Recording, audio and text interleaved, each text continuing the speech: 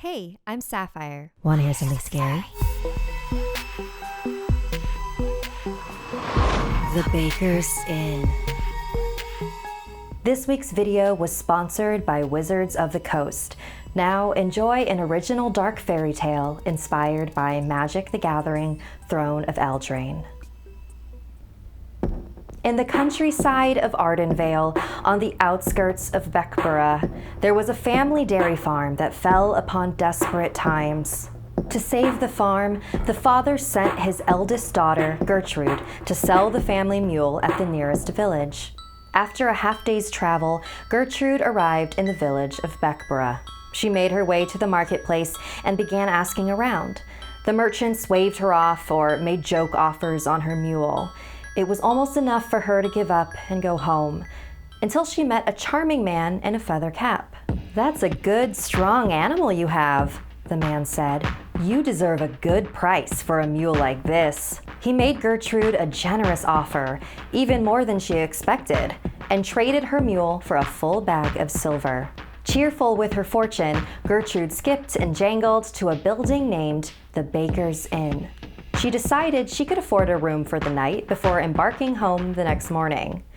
The inn was warm and lively, with customers lined up to purchase dinner pies from the bakery counter. Gertrude reached the counter and she met the welcoming eyes of the baker. She eagerly placed a piece of silver on the counter and requested a pie and room for the night. Smiling, the baker placed the silver on his scale, but at that moment, his smile changed to a frown. He grabbed Gertrude by the wrist. "Where did you get this? You can get in a lot of trouble buying goods with plated counterfeits." Gertrude looked down at her bag of silver, confused, and cold reality settled in. She began to weep. "I didn't know. I thought the silver was real, I swear," she pleaded. "The man in the feather cap tricked me. I sold my family mule to him, and now I can never show my face at home." The baker felt bad for losing his temper. "Oh, you poor child. That is not fair." He handed her a pie from the rack and gave her a table to sit and eat. With cheeks still moist, she ate the pie. It was hot and filled with a delicious, very tender beef filling. It was no wonder the bakery had people lined up earlier. It was evening now, and Gertrude had nowhere she could go.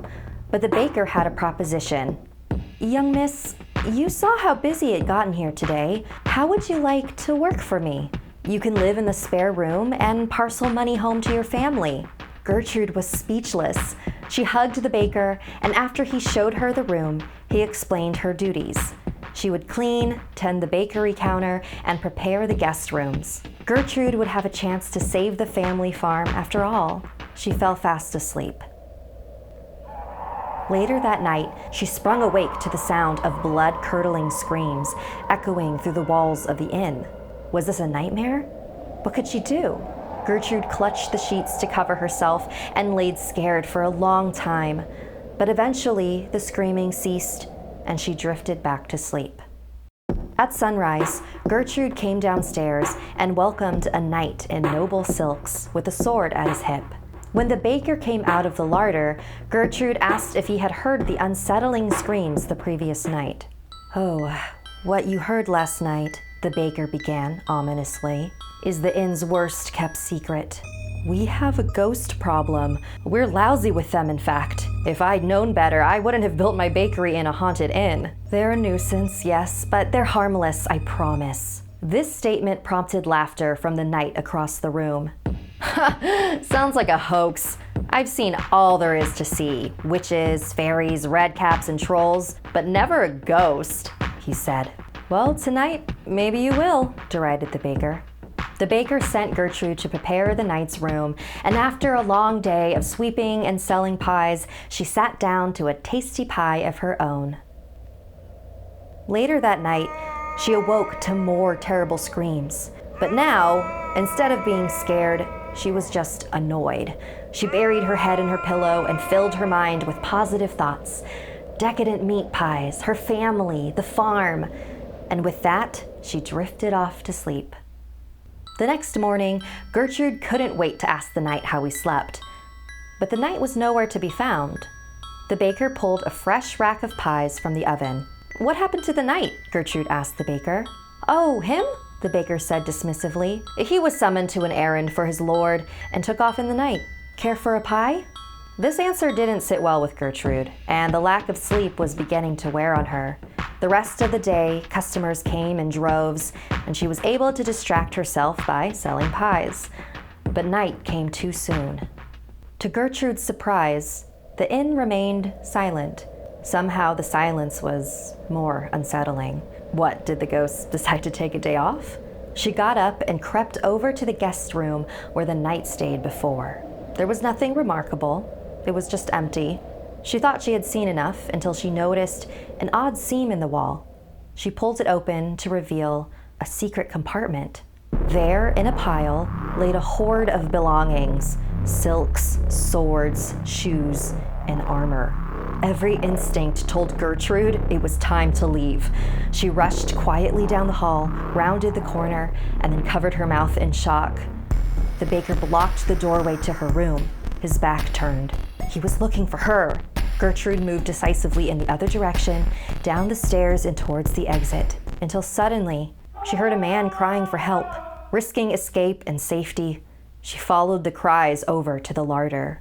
Inside, Gertrude saw sacks of flour, a bloody butcher's block, and a pile of human skulls. She gagged, now horrified by her new understanding: the pie's secret ingredient. Gertrude found the man who was crying out and immediately began to untie him, and then stopped. There was now a knife held up to her face. It was the baker. "Do you remember this man?" asked the baker. Gertrude glanced at the tied-up man and had a shock of recognition. "Yes," said the baker. "It's the man with the feather cap who humiliated you, and now he's here, at your mercy." She recoiled at the baker's sinister invitation. "Even if he hurt me, nobody deserves this." "I see," said the baker. "But if you let him go, I'll still need meat from someone to make the pies. I can't keep up with demand, you see. It's either him or you." A week later, Gertrude's family began receiving parcels of silver delivered by messenger once per week. Over time, the farm began to flourish again and was doing better than ever. "I miss seeing Gertrude," Father said, "but because of all her hard work, the farm is safe. I just hope she's happy wherever she is." And to this day, they say you can get the tastiest pies in all of Ardenvale if you visit a little haunted inn run by a baker and his assistant. But whatever you do, don't stay for the night. Thank you to all of our patrons. If you'd like to join our VIP program, visit patreon.com/snarled. Want more Something Scary? You can hear more stories over on the Something Scary podcast, available for free on Apple Podcasts or wherever you listen to your favorite shows. The links are in the description below. If you'd like to submit a story, send me an email at somethingscary@snarled.com.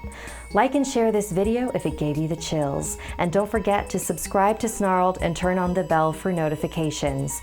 And if you dare, follow me on social media. Until next time, sweet dreams.